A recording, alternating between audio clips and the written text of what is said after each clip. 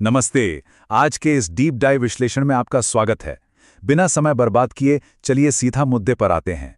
आज हम 2025 के मैक्रो इकोनॉमिक्स, तेजी से बदलती मार्केट कोरिलेशंस और उन एडवांस्ड पोर्टफोलियो ऑप्टिमाइजेशन तकनीकों की एक बहुत ही एनर्जेटिक और स्ट्रक्चर्ड यात्रा पर निकलने वाले हैं, जो इस नए दौर के लिए बिल्कुल अनिवार्य हैं।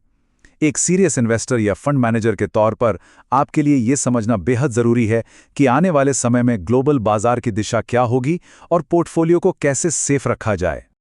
आज की हमारी इस चर्चा का एजेंडा बिल्कुल क्लियर है। हम 2025 के मैक्रो आउटलुक से शुरुआत करेंगे, उसके बाद बदलती एसेट क्लास कॉरिलेशंस और एडवांस पोर्टफोलियो ऑप्टिमाइजेशन को डिकोड करेंगे। इसके बाद हम मल्टी एसेट स्ट्रैटेजी के फायदों, गोल्ड की शानदार स्ट्रक्चरल रैली और आखिर में रीट्स वर्सेस प्राइवेट रियल एस्टेट के परफॉर्मेंस को बारीकी से समझेंगे। तो चलिए शुरू करते हैं।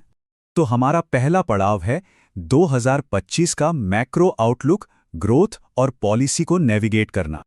अब इन दो बड़ी ताकतों के बीच के कंट्रास्ट को समझते हैं। एक तरफ हमारे पास ग्लोबल इक्विटी आउट परफॉर्मेंस है। यहां near trend economic growth, corporate earnings में करीब 12.3% की शानदार बढ़त की उम्मीद को सपोर्ट कर रही है। काफी इंप्रेसिव है, राइट? लेकिन दूसरी ओर बॉन्ड प्रोटेक्शन की वापसी हो रही है। जैसे जैसे महंगाई कम हो रही है, स्टॉक और बॉन्ड्स का पुराना कोरिलेशन टूट रहा है। इसका सीधा सा मतलब यह है कि सॉवरेन बॉन्ड्स अब बाजार के झटकों के खिलाफ एक बार फिर से सॉलिड प्रोटेक्शन देने की पोजीशन में आ गए हैं। अब बात करते हैं उन इनकमिंग अमेरिकी पॉलिसीज की जो सीधे ग्लोबल इकोनॉमी को हिट कर सकती हैं। एज अ पोर्टफोलियो मैनेजर हमें इन चीज़ों का बिल्कुल निष्पक्ष होकर एनालाइज करना होगा। सभी अमेरिकी आयातों पर 20% और चीन पर 60% का प्रस्तावित टैरिफ और साथ ही सख्त इमिग्रेशन नीतियां। देखिए, ये सिर्फ राजनीतिक बयानबाजी नहीं है, ये बहुत ही क्रिटिकल मैक्रो इकोनॉमिक वेरिएबल्स हैं। ये कदम ग्लोबल सप्लाई चेन्स को हिला सकते हैं, लेबर सप्लाई को बदल सकते हैं और शॉर्ट टर्म में इन्फ्लेशन यानी महंगाई का दबाव वापस ला सकते हैं। कुल मिलाकर दुनिया भर के इकोनॉमिक आउटपुट के रिजल्ट्स का दायरा अब बहुत बड़ा और अनिश्चित हो गया है। आगे बढ़ते हैं हमारे दूसरे सेक्शन की तरफ, बदलती एसेट क्लास कोरिलेशन, डाइवर्सिफिकेशन का असली गणित। आप सब जानते ही हैं कि कोरिलेशन कोई आम बज़वर्ड नहीं है, ये इन्वेस्टमेंट सिक्योरिटी की रीढ़ है। तकनीकी तौर पर ये -1 और 1 के बीच का एक स्टैटिस्टिकल मेजरमेंट है। लेकिन सिंपल शब्दों में कहें तो अगर आपके पोर्टफोलियो के सारे एसेट्स एक ही समय पर ऊपर या नीचे जा रहे हैं, तो किसी भी मार्केट क्रैश के वक्त आपका डाइवर्सिफिकेशन असल में ज़ीरो है। अपनी वोलेटिलिटी को सच में कम करने के लिए आपको मैथमेटिकली उन एसेट्स की पहचान करनी ही होगी जो एक साथ नहीं चलते। इस बात को साबित करने के लिए गूगनहाइम इन्वेस्टमेंट्स के डेटा पर एक नज़र डालते हैं। S&P 500 का खुद के साथ कोरिलेशन तो जाहिर है 1.00 ही होगा, लेकिन जो चीज़ तुरंत ध्यान खींचती है वो है मैनेज्ड फ्यूचर्स जैसे ऑल्टरनेटिव एसेट्स। ऐतिहासिक तौर पर इनका S&P 500 के साथ -0.05 का नेगेटिव कोरिलेशन रहा है। इसका क्या मतलब है? इसका मतलब है कि जब मेन शेयर बाजार औंधे मुंह गिरते हैं, तब ये एसेट्स विपरीत दिशा में जाकर आपके नुकसान की भरपाई करने में मदद कर सकते हैं। यही है असली mathematical protection.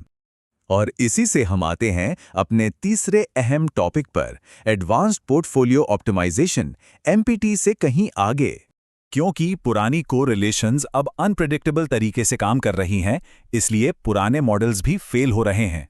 Modern portfolio theory यानी MPT की सबसे बड़ी खामी यही है कि वो बैकवर्ड लुकिंग है। वो सिर्फ पास डेटा पर निर्भर करती है, जिससे अक्सर पोर्टफोलियो में बहुत ज्यादा कंसंट्रेशन हो जाता है। लेकिन इसके ठीक opposite Black Litterman model forward looking है। ये मॉडल मार्केट के इक्विलिब्रियम को इन्वेस्टर्स के अपने फ्यूचरिस्टिक व्यूज के साथ सिंथेसाइज करता है और यही चीज पोर्टफोलियो में गजब की स्टेबिलिटी लाती है।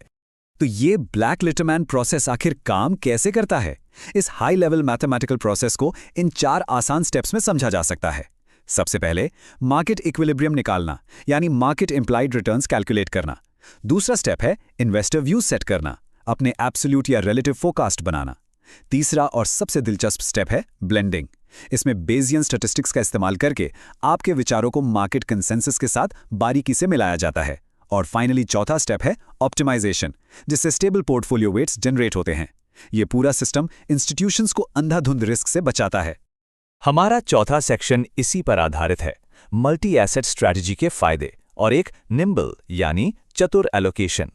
जब आप इन एडवांस्ड मॉडल्स को अप्लाई करते हैं, तो जाहिर है आप एक डायनामिक मल्टी एसेट स्ट्रैटेजी की तरफ बढ़ रहे हैं, इस स्ट्रैटेजी में मेनली 4 टारगेट्स होते हैं। ग्रोथ, जो कैपिटल अप्रिसिएशन के लिए है। इनकम, जो रिस्क अवेयर कैश फ्लो देता है। एब्सोल्यूट रिटर्न, जिसका टारगेट हर मार्केट साइकिल में कंसिस्टेंट रिटर्न देना है। और लाइफ साइकिल, जो रिटायरमेंट के वक्त स्पेंडिंग में स्टेबिलिटी देता है। ग्लोबल इक्विटीज, फिक्स्ड इनकम और ऑल्टरनेटिव्स के बीच अपनी कैपिटल को स्मार्टली और तेजी से शिफ्ट करके ही पोर्टफोलियो मैनेजर्स इन गोल्स को अचीव कर पाते हैं। अब बात करते हैं एक स्पेसिफिक एसेट की। हमारा 5वां सेक्शन, गोल्ड की structural record rally, the multipolar shift. 2025 में सोना एक जबरदस्त स्ट्रक्चरल डाइवर्सिफायर बनकर उभरा है। और ध्यान रहे, ये कोई शॉर्ट टर्म उछाल नहीं है। इस रिकॉर्ड रैली के पीछे सेंट्रल बैंक्स का बहुत बड़ा हाथ है, जो लगातार अपने रिजर्व्स में सोना भर रहे हैं। इसके साथ ही दुनिया एक सख्त अमेरिकी डॉलर केंद्रित मौद्रिक प्रणाली से भी दूर जा रही है। ऐसे जियोपॉलिटिकल अनिश्चितताओं के बीच जब स्टॉक और बॉन्ड दोनों एक साथ वॉलेटाइल हो जाते हैं, तब सोना आपके पोर्टफोलियो के लिए एक बेहतरीन स्टेबलाइजर का काम करता है। और इसी भयंकर डिमांड का नतीजा है ये नंबर $5000।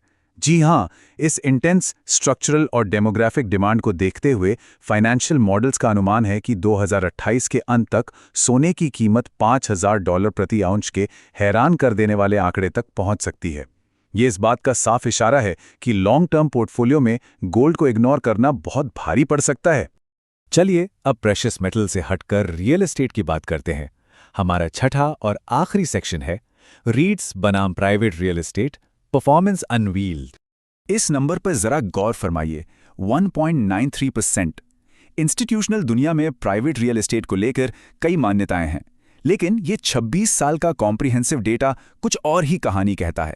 ये सटीक नंबर वो एवरेज एनुअल नेट रिटर्न है जिससे पब्लिकली लिस्टेड इक्विटी रीट्स ने इस पूरी स्टडी के दौरान डिफाइंड बेनिफिट प्लान्स में प्राइवेट रियल एस्टेट को आउट परफॉर्म किया है।